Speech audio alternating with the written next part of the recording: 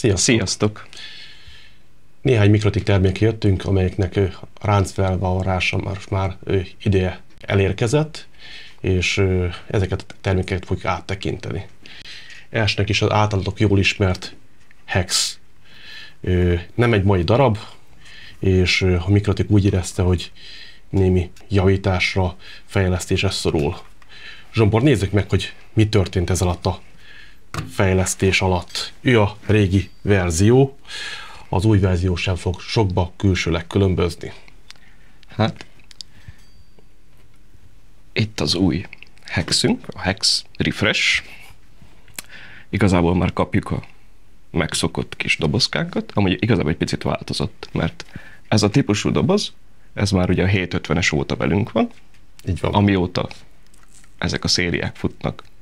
Ugye több iterációban is érkezett már ilyen eszköz, ugyanezt a dobozást kapta a 750-es, a 750G, utána kaptunk az első, igen, a G utána kaptunk belőle egy GL-t, a habokból is hasonló dobozással találkozhatunk. Szóval ez egy nagyon kis populáris formfaktor a Mikrotiktől, viszont úgy néz ki, hogy egy picit változtattak rajta, megkapjuk ugyanazt a dobozt, de a logó megváltozott például, megkapjuk az újfajta Mikrotikes logót.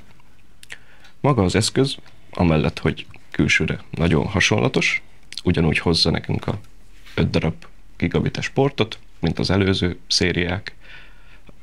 Így elsőbbikre talán az feltűnhet, hogy az microSD kártya portot azt most elhagyták az eszközről, viszont a teljes méretű USB-t azt ugyanúgy megkapjuk, kis módgombot is. Maradt ugyanaz a tápolási lehetőségünk a DC csatlakozón keresztül 12-28 voltig, ugyanúgy passzív OE-t tud fogadni az eszköz, mint az előzők. Szóval így elsőre ezek a változások. Ami fontosabb a külső jegyeken kívül az, hogy teljesen új belbecset kapott az eszköz. Az előző szériában egy MT vagy MediaTek gyártmányú processzort kaptunk, az új pedig egy ilyen Econet gyártmányú egység. Úgy néz ki, hogy a Mikrotik az teljesen hajlik afelé, hogy szinte a teljes portfólióban legalább ARM architektúrára fog átállni, mivel a MIPS-ek amúgy relatíve régen velünk vannak, és a 750-es is, és a későbbi verzió is mind MIPS alapúak voltak. Utána azért kaptunk egy-két ilyen kis fűszerezettebb dolgot, mint az MMIPS-et.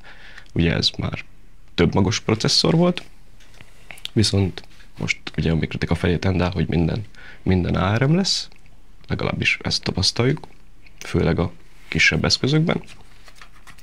Szóval az új processzorunk az ARM, kaptunk egy kis boostot a órajelben is, ezek ugyanúgy két magos eszköz, de ez már 950 MHz-en üzemel, ami viszont sokkal fontosabb a belbecsben, például az, hogy duplázták a RAM-nak a méretét, most már relatíve,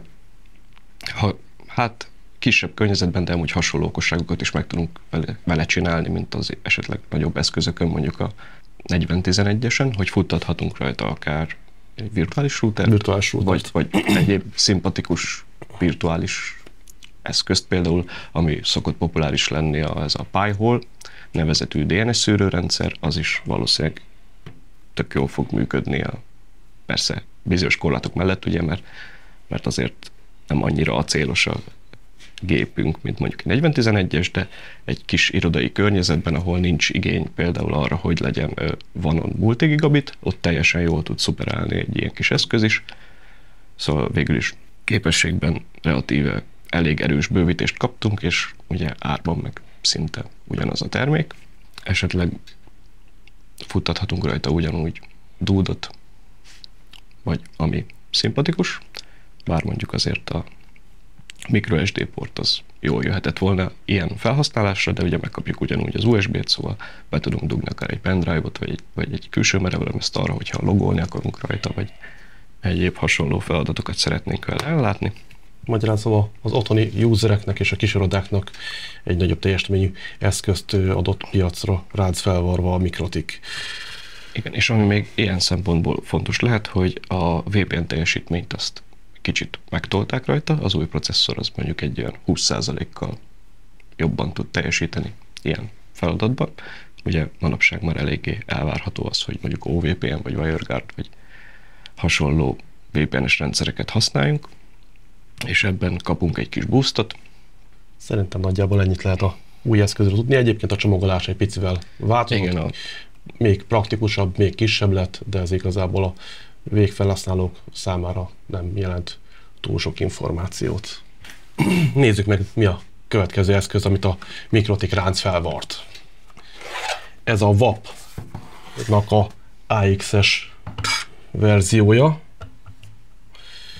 Ő is külsőleg ugyanazt a külső csínyt, külső dobozolást és kiegészítőket tartalmazza, mint eddigiekben.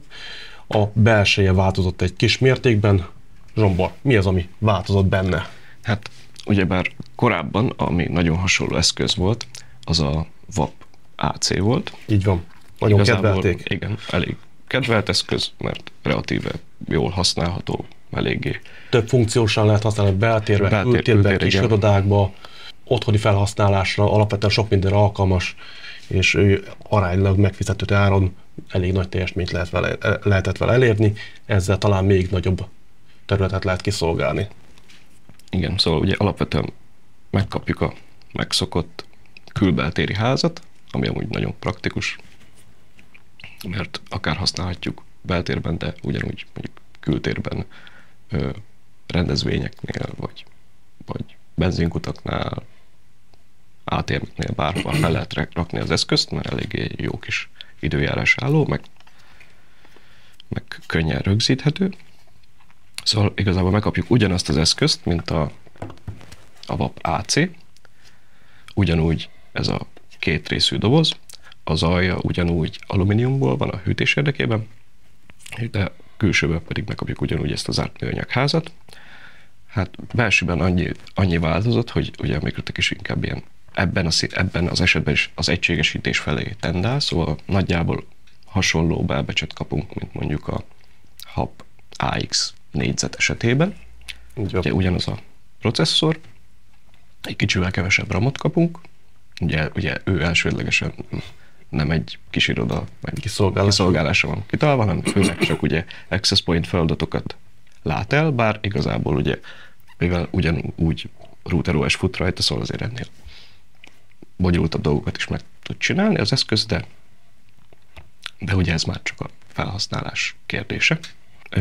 Ugye megkapjuk ugyanúgy az AX-es chipet, és ugyanúgy ezt a IPQ 5018-as 6012-es chip kombinációt, ugye az 5018-as az nagyon sok másik eszközben, és igazából ez a kombináció is ugye sok más eszközben is megtalálható, hogy ez van a HAP-AX négyzetben, vagy a CAP-AX-ben is. Tehát nem bevált platformról van szó, nem egy újat viszek le a piacra, amitől meg kell érni, hogy gyerek hibáikkal jönnek szóval előre. Mondhatjuk, hogy már ez a kiforrott chip, ugye már a Mikrotik is relatíve kiforrott firmware-t és OS támogatást ad mellé. Más lényeges részben ugye az eszköz alapvetően nem változott, nem ugyanúgy gigabites maradt, ugyanúgy megmaradtak a betáplálási lehetőségek, ugye ATAF-es PoE vagy DC csatlakozó, ennyit lehet elmondani. Mind a két eszköz már az új OS-sal kompatibilis, ugye? Hát igazából ugye már az előző eszköz is ugye új OS-sal volt kompatibilis, de alapvetően az összes AX-es eszköznél már szóval nem az, hogy kompatibilis, hanem még már kötelező a 7-es OS használata. Nagyjából többet a ráncból vart eszközökről nem is lehet elmondani. Így nézzünk ezen kívül egy olyan eszközt, ami nem ráncfelvalt, hát az még plusz érdekességet nyújt számatokra. Ez az eszköz pedig egy switch lesz, amit egy új terméknek számít a Mikrotik termékpalettáján. Ez a CRS 304-es 4XG ilyen verziójú eszköze.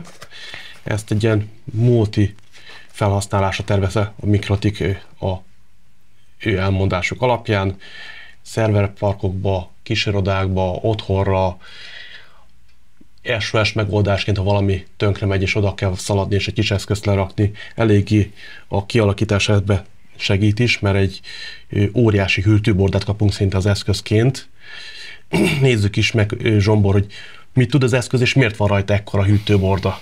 Igazából ugye a Mikrotiknél ez egy teljesen új eszköz, viszont azért némi ilyen hasonlóságot felfedezhetünk például a CRS 305-össel.